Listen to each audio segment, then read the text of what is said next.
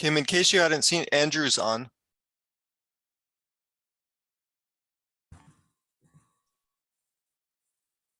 I made it. I'm just scarfing down my lunch real quick. Andrew. Hello.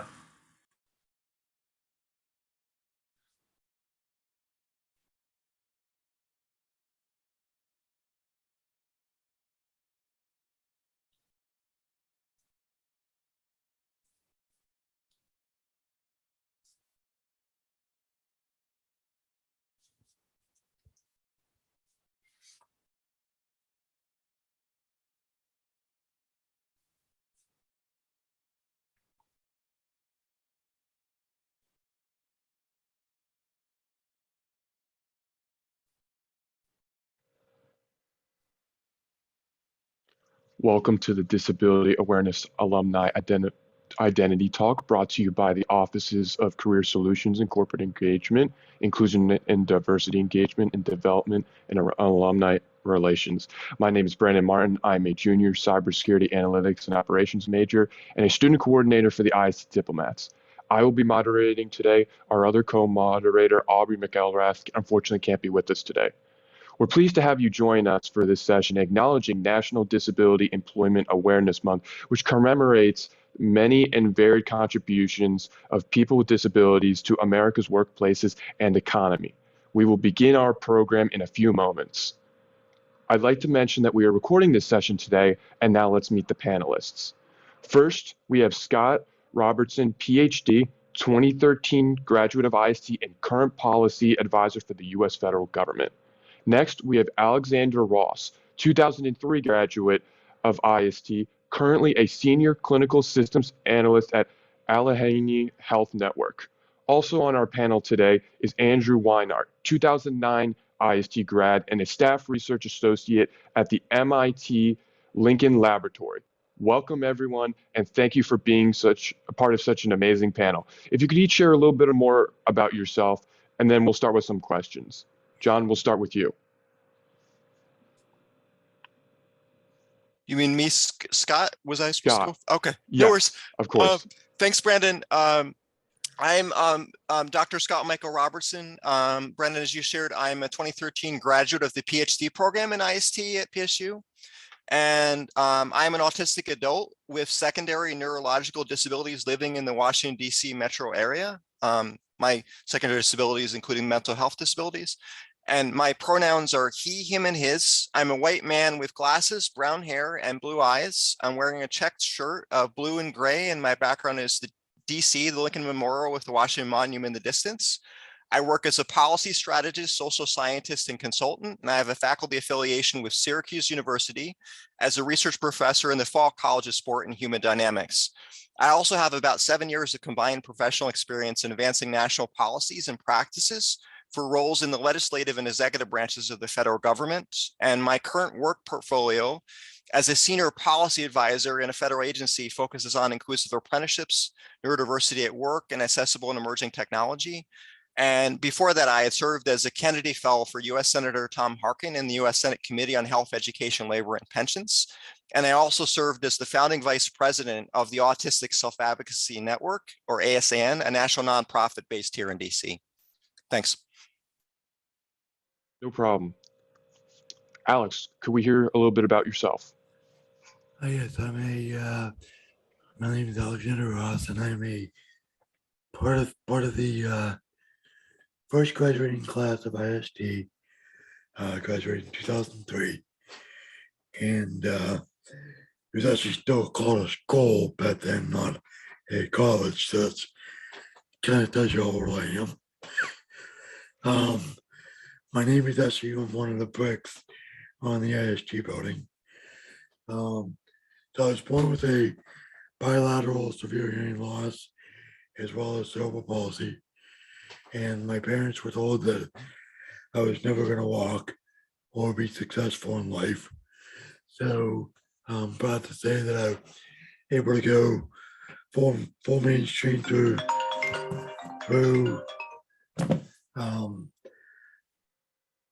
school all the way through college. I got a a master's degree from University of Pittsburgh.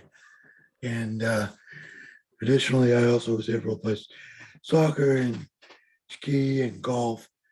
And I've obtained a full-time job out of school. And I currently work at Allegheny Health Network, working on their EHR system. And on the side, I also became a high-performance driving instructor from the racetracks for people wanting to learn how to drive cars fast. And also, I've started doing miniature car racing. Unfortunately, in the last year, I had a setback where I had to have three major neck surgeries. Part of it was contributed from my cerebral palsy, and unfortunately, my vocal cord was damaged in my first surgery, which is why I sound pretty raspy. But I continue to push through, and I strongly recommend that everybody with a disability just keep pushing. Don't give up. Thank you, Scott and Alex, for sharing. Now, Andrew, the floor is yours. Hi, I'm Andrew Weiner. I'm a little more than a decade-old graduate of the college. I have a speech impediment and lisp, which leads to other challenges with hearing and just general communicating. My experiences are, largely focused on where working with speech pathologists, tackling and working this as a kid, where you can, mitigate and learn to kind of live and in some ways, leverage this as an advantage, especially with the way speaking style and kind of owning yourself, and similar to kind of Alex saying, pushing through it. This is kind of who and what we are, and not trying to like bring us down there. Thank you, everyone, for sharing about both the accomplishments and some of the challenges you've had to overcome in your careers. Just some quick housekeeping notes. If any of you participating in this panel and listening in have any questions, please put them in the Q&A. We'll be checking them regularly, and we'll do our best to answer them. But now for our first question that we have prepared. Why are you passionate about this topic? Can you share with us how this particular panel is of interest to you and how your life is impacted by your disability? Andrew, if we could start with you, and then also maybe share at what point were you impacted, and how were you able to get help, or maybe when did you get help? So in terms of impact, it's challenging for me to make words and sentences, and sometimes words come out, they sound funny or they're incorrect, and it can be difficult for me to mentally understand when I'm enunciating a word correctly or incorrectly. And so what I think I'm saying is not always what it comes and sounds like to others. And so the challenge ultimately boils down to communication and how I communicate with others. This was, I have a lisp, tongue thrusts. This was, something identified at a very early age. I remember in, probably second grade in elementary school, going to a speech pathologist during school hours. And, that continued for many years. As a kid, it's certainly a little fuzzy of when those things ended, but, that was a consistent, part of my education growing up. Went to college and all that. And, while I learned to kind of, manage it, from kind of a school level, interacting professionally was a whole new challenge and world. And so especially when I was starting out as a recent graduate, in my early 20s, MIT and the laboratory had a lot of great resources, not for disability, but for folks on this is how you do technical writing, this is how you write, own the room education for public speaking. And so, those efforts, really, I think help elevate me in kind of a professional sense. A big part of, at least with communications, is certainly confidence. So I have a disability with this. Most people don't know. And you learn about where, there are certain sounds and words that are going to be very challenging for me. And so a lot of it is mental energy, making sure when I do, speak in public or things like that, to either avoid those words, or when you add in, pauses and speaks, and kind of the elements of public speaking is not just public speaking, but that's really my, day-to-day speaking and communications. And the last part is, as Alex said, really like keep at it. I was a horrible technical writer starting out in my career. A lot of that spent to where if I misspelled a word, it didn't seem wrong to me because I couldn't pronounce it. I couldn't say it. I'm like, oh, that's what it sounds like in my head. It's not how it's spelled.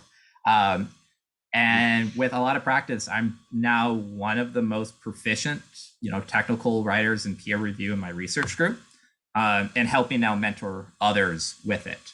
And that really just came from, keeping at it, banging my head, and also, professionally have the support system where, people to review it, publish it, and go through that process many times, where now it's not a weakness, it's actually a strength.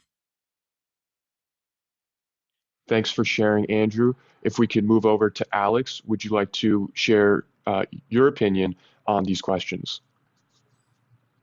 If you need a recap, let me know. So, I'm very passionate about this because I think it's important to support people with disabilities and help them through the issues that I went through. And I just don't want to. I had a very strong support system myself. Started with my family.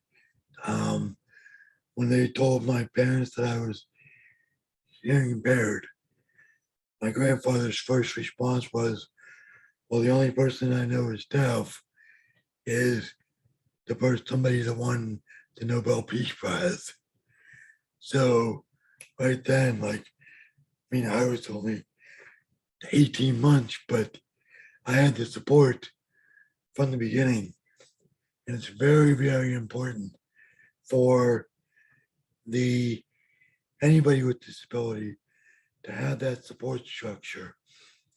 When I graduated from Penn State, I had an interview with University of Pittsburgh Medical Center. I didn't get a job with them, but they knew they had a contact with Bender Consulting Services. And that actually became a very, very strong support line for me, professionally and personally. I think Kim is going to be sending out information about Bender later on in this discussion. But it's very important to support everybody, and just if you see somebody just struggling, reach out to them. And just think about what you've gone through, even if you don't have a disability. Sure, you've had struggles, and you can think of, if you've had struggles, these people have had more struggles.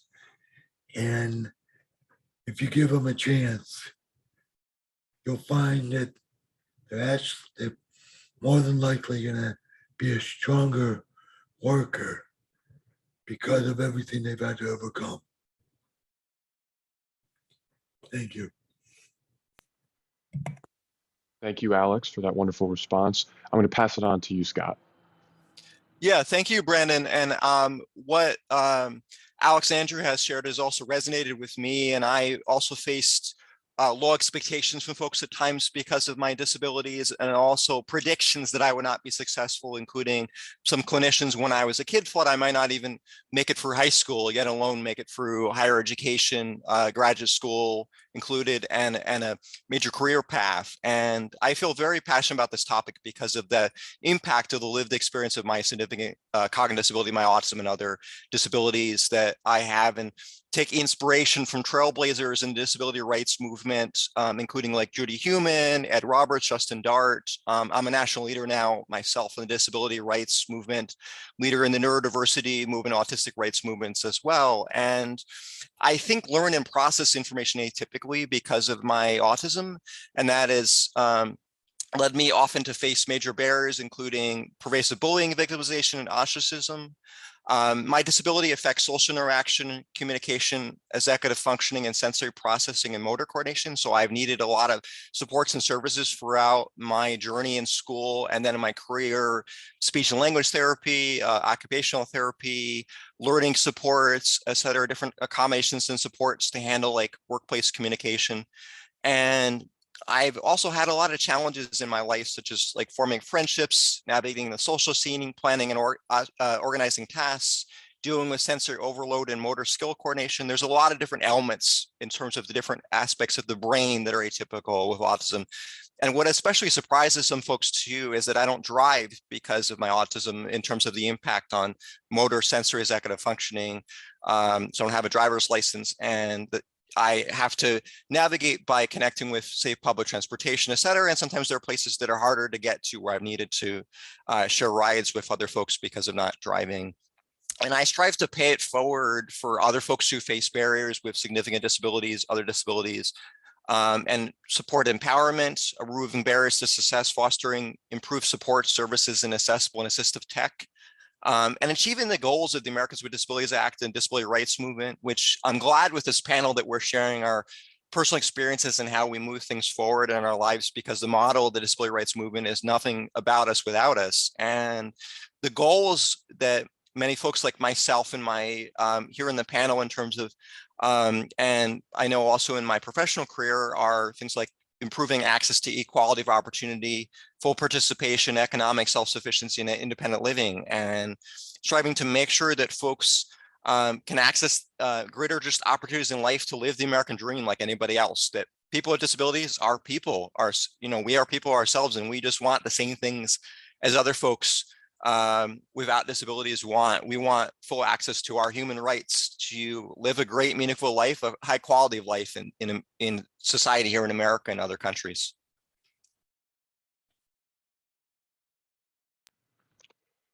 Thank you, Scott. Really appreciate that response as well. And I'll move on to the next question. So give you a moment to think about this. What, if any, did you guys experience as the biggest challenges as a student with a disability? Or maybe if it's not you specifically, like, did you observe with students with disabilities?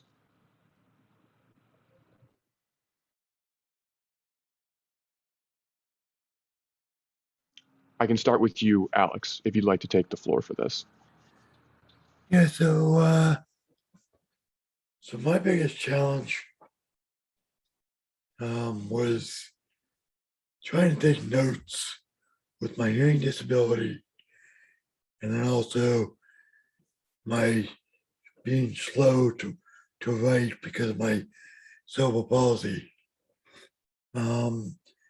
We saw that back in probably 7th grade, and what we ended up having to do was I needed to have a note taker with me in the class. Unfortunately, as a kid, I was very embarrassed at first, but then I embraced it, and I actually had friends asking me for notes, so it kind of flipped it around, and so after that, I just embraced it, and when I got to Penn State, I asked for a note taker. Actually, the note taker I got wasn't good. So I just took it in my own hands and worked with my friends and worked with them to get notes. And again, it's all about embracing it, pushing forward, accepting it, and just be persistent and just know you gotta get the job done and do whatever you need to do. Don't be embarrassed. Thank you. Thank you, Alex. I'll pass it now on to Scott. Thanks, Brandon. So I've faced many significant challenges. I think one I wanted to highlight was just, again, the low expectations because of my quirks and difficulties at times, including folks making assumptions based on my IQ score, thinking, processing, learning styles. My undergrad studies were at a different school than Penn State at Rensselaer Polytechnic Institute. The head of disability services actually suggested, after I'd been admitted to the school already, that I shouldn't go to the school, actually, that I would definitively not be able to pass my studies, that I would potentially flunk out, et cetera. And I almost achieved straight A's except for 1B, summa cum laude in my undergrad studies.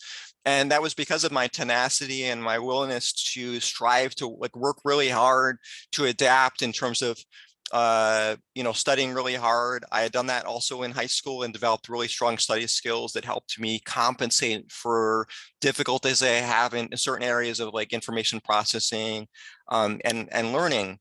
And when I got to Penn State, it also meant for me finally seeking out a clinical diagnosis for my autism. And that was also related to the significant challenges I had in folks understanding me, is that I am part of, sometimes it's referred to as sort of the lost generation of folks in terms of autistic people I grew up without the diagnosis properly, because the science of autism was not that well known back in the 80s and 90s when I was a kid. I'm in my 40s now, and this autism has become a lot better understood in the last 5, 10, 15 years. And so many folks like myself had to seek out clinical diagnoses as adults for something that today, if I was growing up today, if I was a young child, I would be easily diagnosed.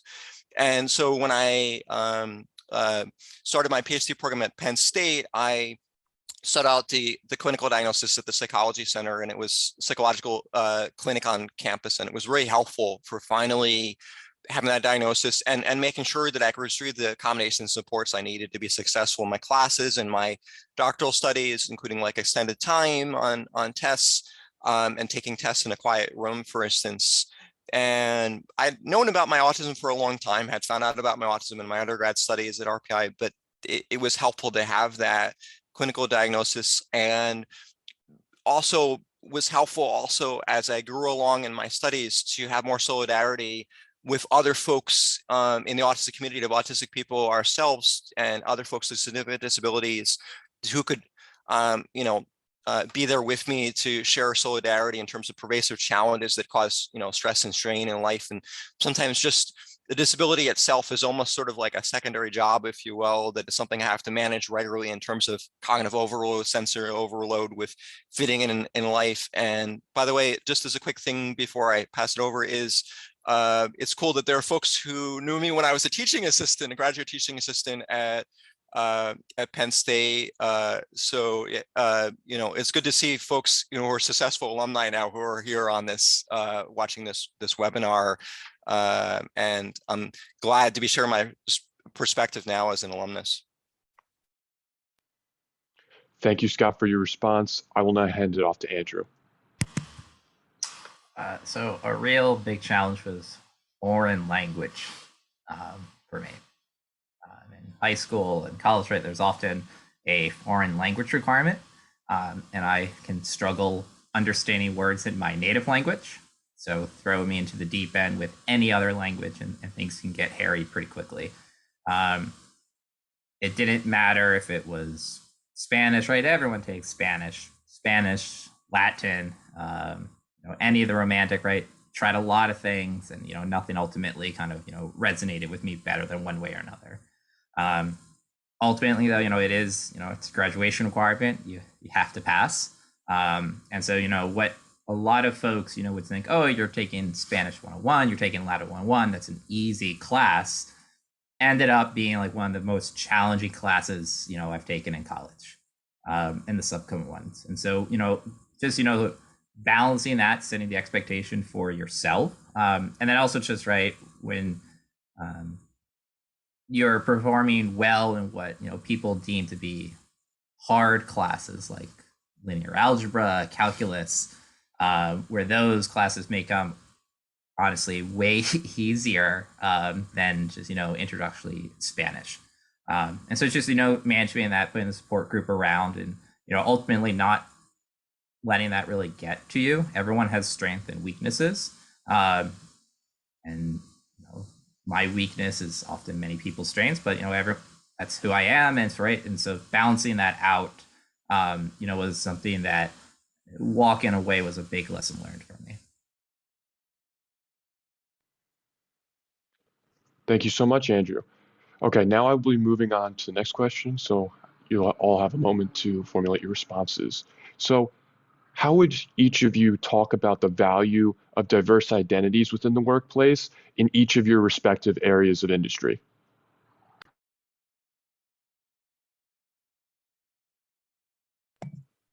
I'll start with you, Alex. So, there's a great value towards diversity, both ethnic and towards disabilities. It brings different perspectives and different perspectives and tools to how to tackle a problem. And when you have a diverse group in any industry, it just helps with solving problems and just I also think it helps with having respect for each other.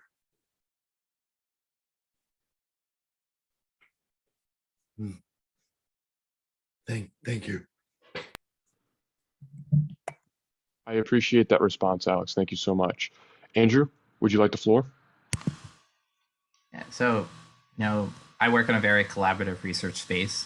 So by the very nature of collaboration and research, you want to have multiple viewpoints. So my viewpoint, not just, as a, with my education technical background certainly influences my work, but also my perspective as a, white hetero man also influences my perspective. So I work in aviation, and for many years, it never occurred to me, right? We referred to unmanned and manned aircraft, which are gendered pronouns. When we work in code, the source branch was called Baster. And so now what you're seeing in STEM is, not just, the awareness of this, but also, folks taking to the initiative to, put in the appropriate terminology.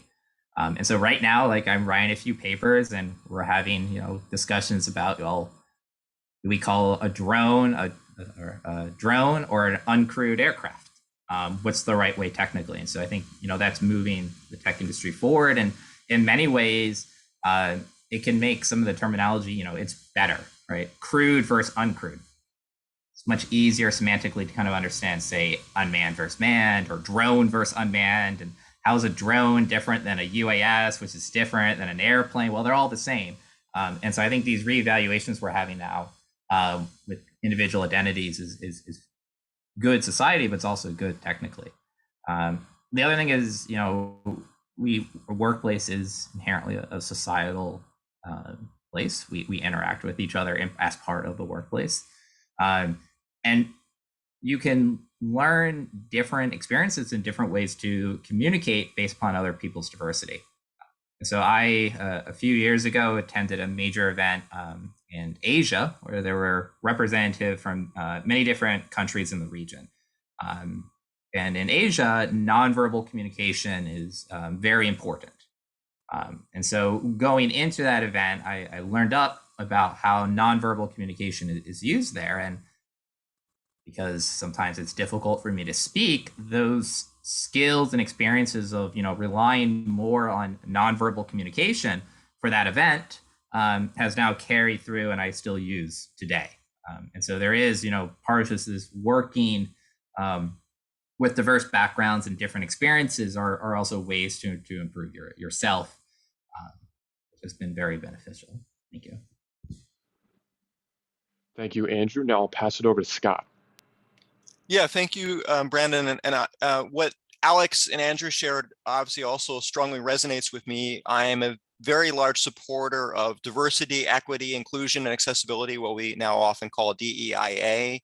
And I'm also find that diverse, inclusive communities and workplaces in technology, other high growth industries in the country. So a lot of my background is in policy practices and research for expanding access to gainful employment for people with disabilities in all aspects of the American economy. And I find it's essential to having that diversity and inclusiveness for success, productivity, and performance. Talents and skills of diverse folks can help make sure the workplace thrives. And to me, it bellies what exists in the ecosystem here on Earth with, you're talking about plants, animals, the rest of the ecology in an ecosystem on our human planet helps make sure that the diversity enriches in terms of just life and interconnection. And animals thrive because of plants and fellow animals, et cetera. And there's that is the same way, I think, with the human community too. And people with disabilities ourselves, and we come from also intersectionality, as was mentioned, that people with and without disabilities have diversity of race, ethnicity, sexual orientation, gender identity, socioeconomic status, et cetera. And in the case of disabilities, we're one of the large non-majority group of 20 to 25% of Americans, and represent vital efforts, as I say, parts of vital efforts to advance diversity, equity, inclusion, and accessibility, and support for like innovative thinking, and enhancing how the workplace functions. So I think tapping skills and talents of folks with disabilities from diverse backgrounds is really essential for different industries, whether it's, again, IT, cybersecurity, healthcare, clean and renewable energy, all these aspects of the American economy. There's such great benefit from having diversity of background, including people with disabilities, in terms of what we benefit for the workplace, for our talents and skills that help agencies and organizations achieve their corporate and government missions.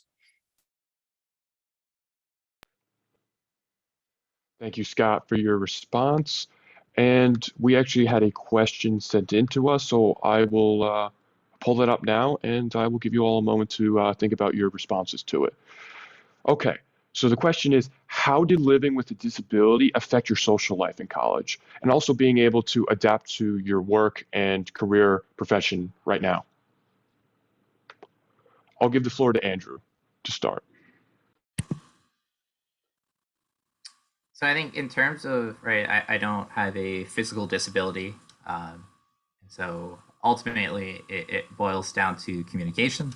And so learning how to communicate others in a social setting is certainly part of that. And I think for me, it's ultimately boiled down to competence, especially as a kid growing up. When you have a lisp and you sound funny, you're going to be a target there.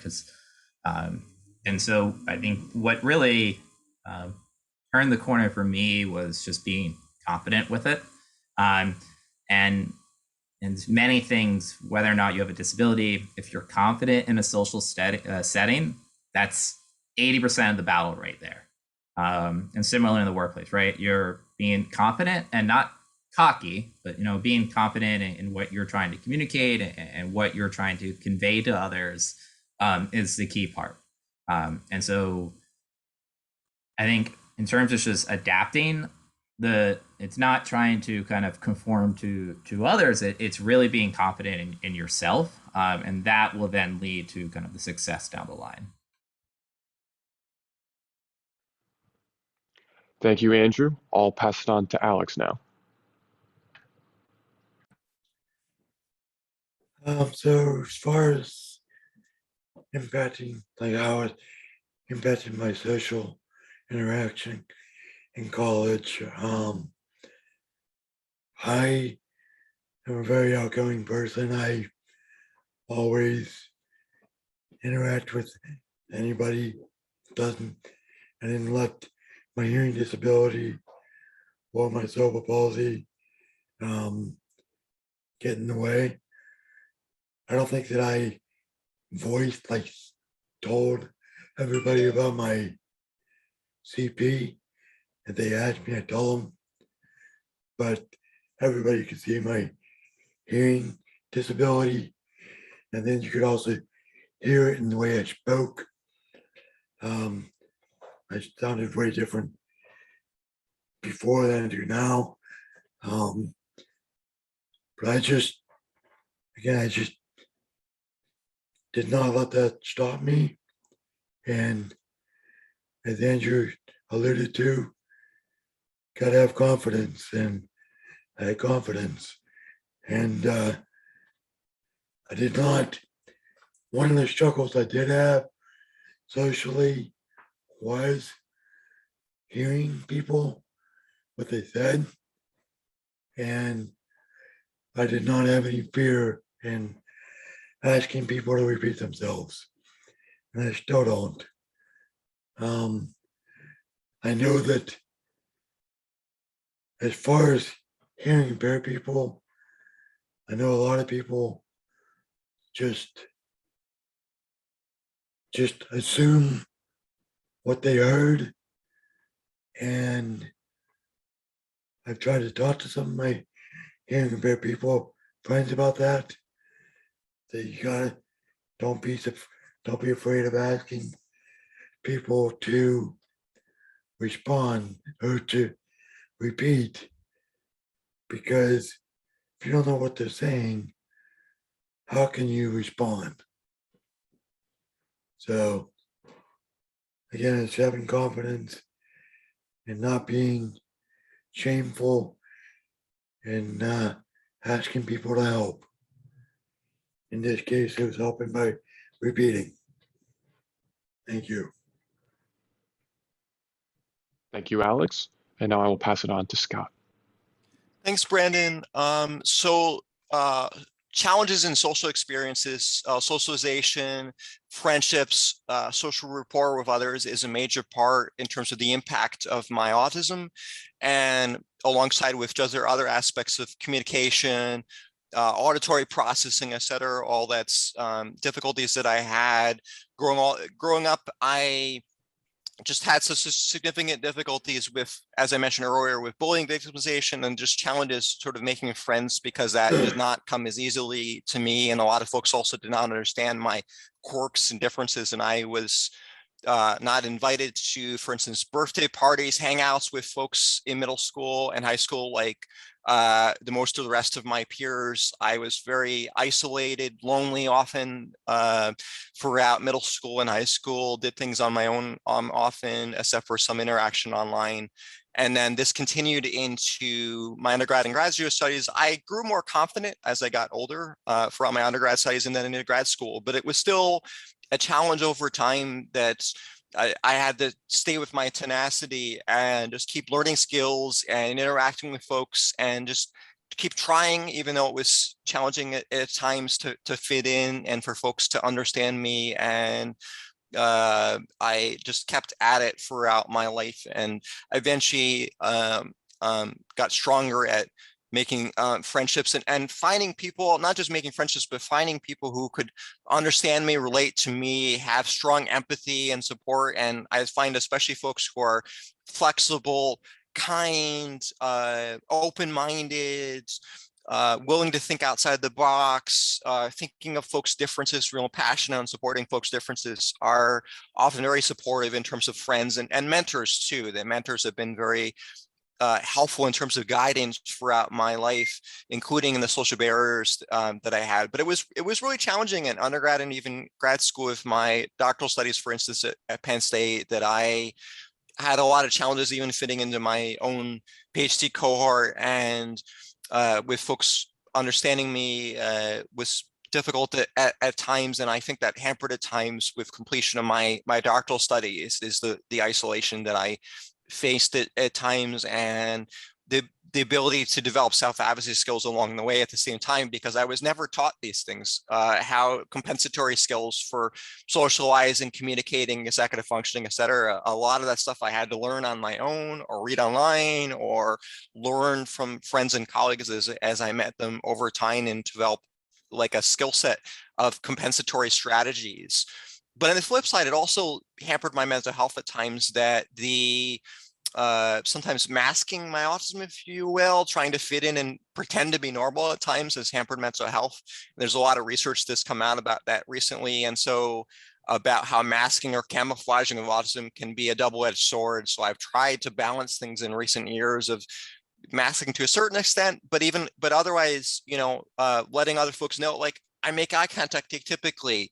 My gestures and, for instance, body language may be different. And I just am very out and explicit about that. And I'm like, I'm different because of my autism, and that's just not going to change. I'm not going to become a neurotypical just because of my compensatory strategies. And it's draining at times. So sometimes I just have to not press this too hard cognitively, just because that's the only way I'm going to be able to get for the day, whether it's for work or living in the community, going to a restaurant, et cetera. So that balance point is something I'm still striving to attain in my life, as far as mental health disabilities I have for like anxiety, depression, PTSD, et cetera. But I think this is a great question in terms of socializing, communicating, because we're social beings as humans. And I think having these difficulties in social interaction created major adversity for me. And that's one of the reasons that I seek again to empower other folks, is because of these challenges in fitting in and going through my educational pathway at Penn State and the other schools that I attended, and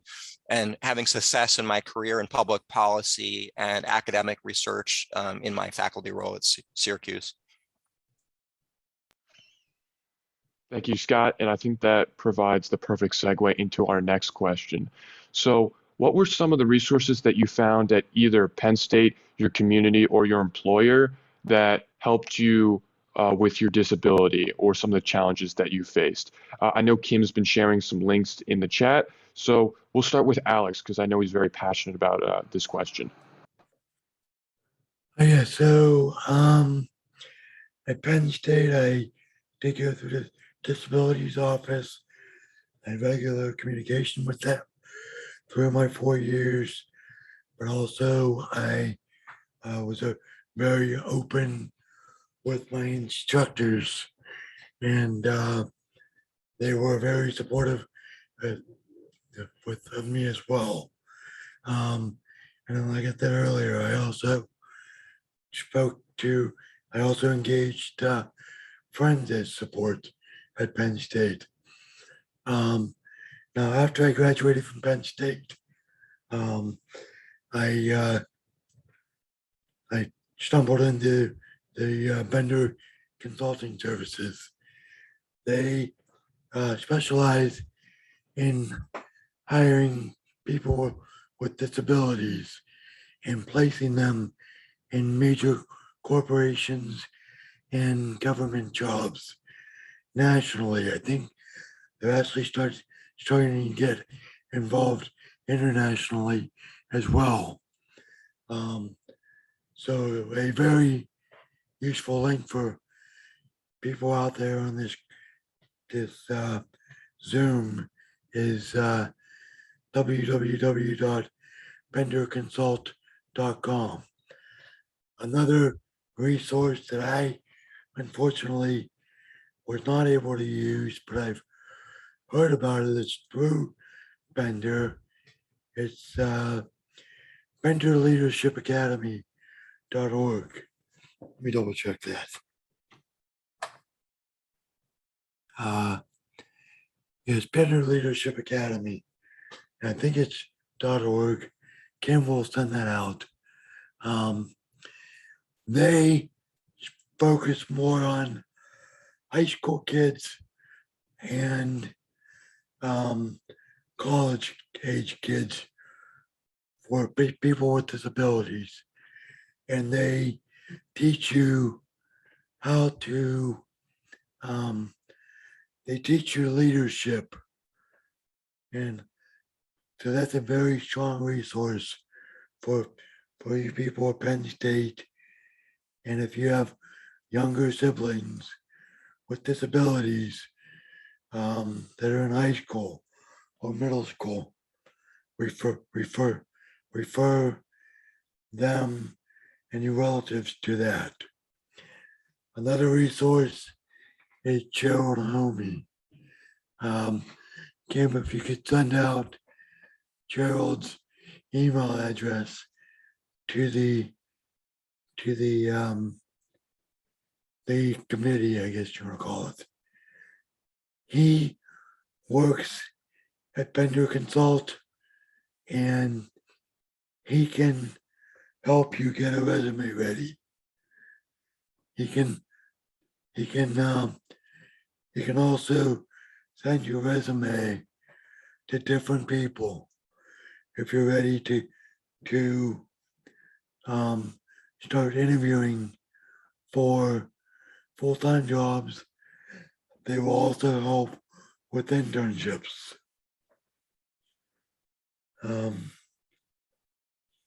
That's all I can say on this topic. I'm running out of breath, so because I've been talking too much. So I'm going to pause here. No problem, Alex. Thank you so much for your response. I'll pass this one on to Scott now. Yeah, thank you, Brandon. So I use some supports that I use to help achieve success are my own type supports that I have found just through discovery or interaction with others, including, I don't know if I can show it on camera, I'll see if I can show it, is I have these Fidget Aids so that are multicolored that have like a little bead sort of in the middle that you can move back and forth. You can get them just online in like packs of 16 for like, I don't know, like $8 or $10. And they're like almost nearly indestructible, made for kids, but really supportive of adults, and they help with stress relief. So they help with what my need as an autistic person to what's called stimming, to sort of just move my body a lot to help with dealing with stress and anxiety. Also use tech like noise canceling headphones. I have used executive functioning, for instance, software for support planning and organization.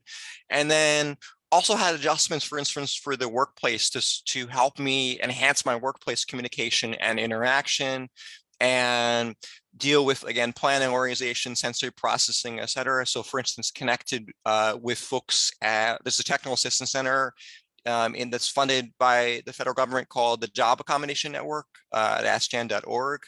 And that helped a lot with seeking out accommodations. And I had a weekly, I wouldn't call it a job coach, I call it more sort of executive coaching, where I talked to a person for several years ago for say weekly, between weekly and biweekly, and received guidance, strategies, just thoughts and ideas about handling challenges as they come up, and sort of ways to enhance my performance and productivity and deal with barriers and challenges in the workplace that related to my autism and my other neurological disabilities.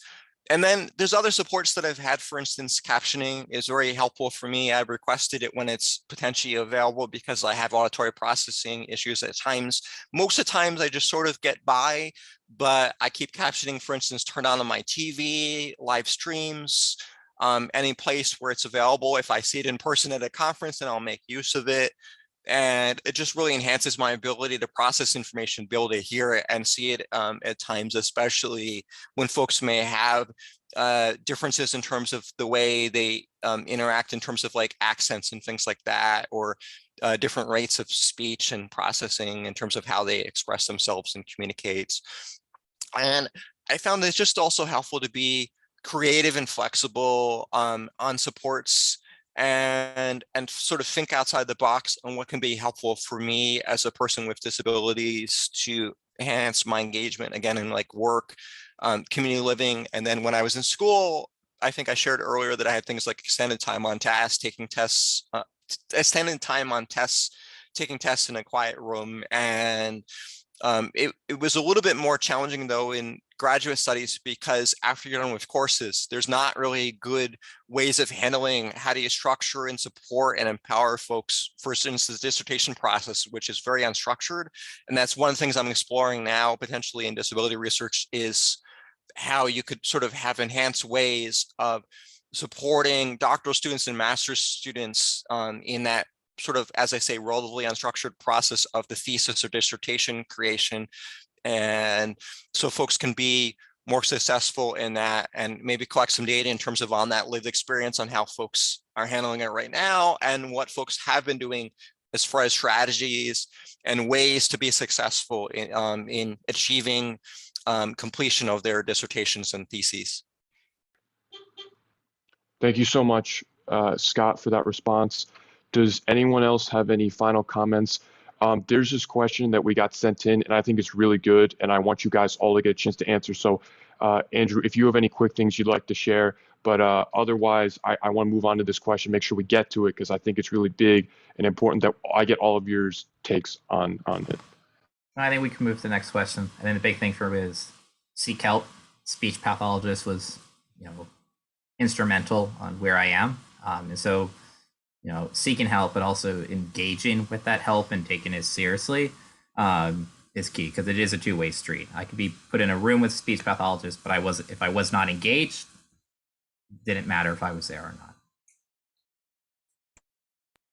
Thank you, Andrew. And now I will move on to the question that we were sent in. We are hearing from students that some faculty are not willing to provide accommodations because they think it will put them at a disadvantage in the workforce. What advice would you give to these students and faculty? We can start with you, Scott. Yeah, thank you, Brandon. This is an interesting question about faculty discouraging accommodations at times because they accommodations in higher education because they think students will be at a disadvantage in terms of their productivity and performance at work. So I'm a big fan and supporter of accommodations in school, workplace, community living under the spirit of the Americans with Disabilities Act and the Rehabilitation Act of 1973. I think it's needed to empower folks with disabilities to be successful. And you also see accommodations for some other aspects of diversity, such as religion. And I wish that faculty would learn that accommodations are helpful for that it's not providing some extra advantage or anything for students, is providing equal access for the same opportunities as other folks. And you see that in the workplace too, is that folks receive accommodations at work. I receive many significant accommodations as far as flexibility in scheduling, direct communication from my supervisor, assistive technology. Many of the leading employers in this country in the IT sphere and healthcare and other aspects of the economy, they support accommodations for access to accommodations for their workers with disabilities.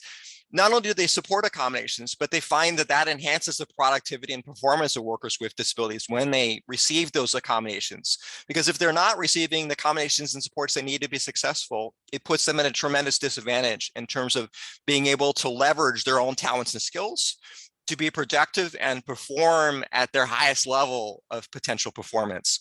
And so if I was running, for instance, a business, I would, for instance, not only encourage accommodations at work, but also, as some of my colleagues have done when they run agencies or run companies, ask workers to justify when they're not providing the accommodation, to give me a justification why that person should not receive that accommodation, especially for things that often don't require any high cost. The average accommodation actually just requires a change in mindset or attitude. And when it does have a cost, it's only like a few $100s for assistive technology.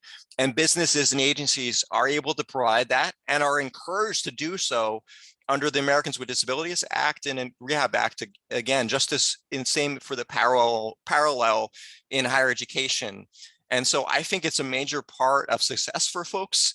And we should not be encouraging the attitude that, oh, you should try to do it without the accommodation if you can. I've seen that a lot of times, like, oh, get the B without the accommodation, like, seeking the highest grades you could potentially achieve is not important. You should do it without that support. It's, it's not something that's needed or something you should strive to weed off on. And I just disagree with that and think that accommodations are helpful and have been so helpful of this the success story in America for folks with disabilities in the workplace and in higher education. And I value them tremendously. And I hope that faculty can learn to understand that. And maybe what we need is more people with disabilities in the workplace coming out and speaking again on how accommodations have helped support success, productivity, and performance, such as in my case, where the accommodations that I receive benefit my ability to tap my own skills and talents. And my employer tremendously values that and values the providing accommodations and supports for other workers with disabilities. Thank you so much, Scott, for sharing. I will quickly pass this on to Alex just so we fit this last question in within our time frame. Yeah, so yeah, unfortunately, I think the faculty is very misinformed. I never would have made it through college without the accommodations, and it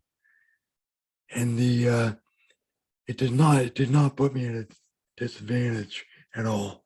I still get accommodations at work, and it's very unfortunate to hear that the faculty is doing that. I agree with Scott that maybe we should have more people with disabilities coming out, maybe even do like they require this faculty to come to these panels and listen in, because I'd be more than willing to talk about this again for them, to tell them this is not, just is not giving any unfair advantage, and it helped. And employers are actually finding that people with disabilities are a much better employee because of their ability to fight through issues and have a come up with an alternative to the problem. So, thank you. And I'll pass it on to you, Andrew, for some closing thoughts before we end this panel. So I do not request or require accommodations, so certainly defer to Scott and Alex there.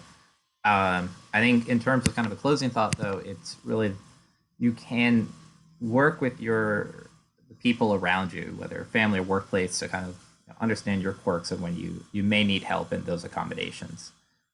So as kind of an end on a kind of a silly example, last weekend we went out with my wife and my newborn. We saw some family, like everything was doing great. I'm a tired dad with a 6-week-old newborn. We just did a bunch of things, and we were walking back to get lunch.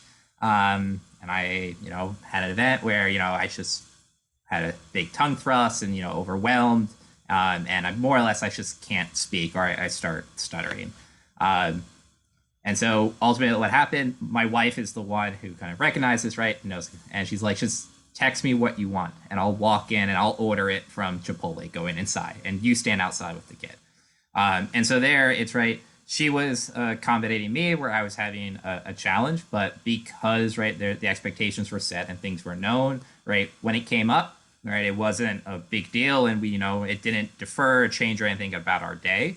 And so I think having that support staff, and don't always think accommodations as physical objects, is important.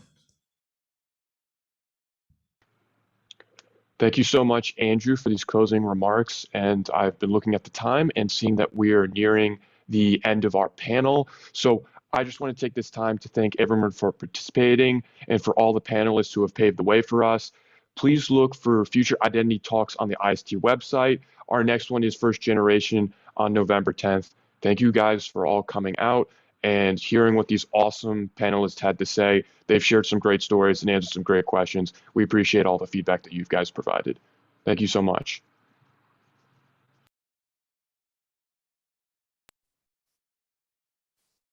Thank you, Brandon, for moderating too.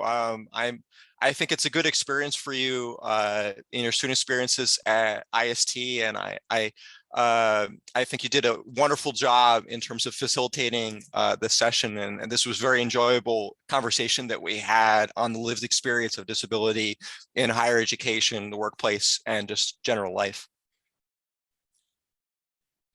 Yeah, thank you, Brandon. You did a very good job, and I really enjoyed participating in this. And thank you, Kim, for organizing. Kim and all of colleagues at IST for organizing this panel session. It was wonderful. Thank you, Scott. Our pleasure. Everyone have a great afternoon. Yeah. Have a good afternoon, and everyone stay safe and well at Penn State and all other places around the United States, or if you're watching outside the United States and other countries. All right, thanks, Kim. Take Thanks, care. Kim. Thanks, everyone. care. Have a good afternoon. Thanks, everybody.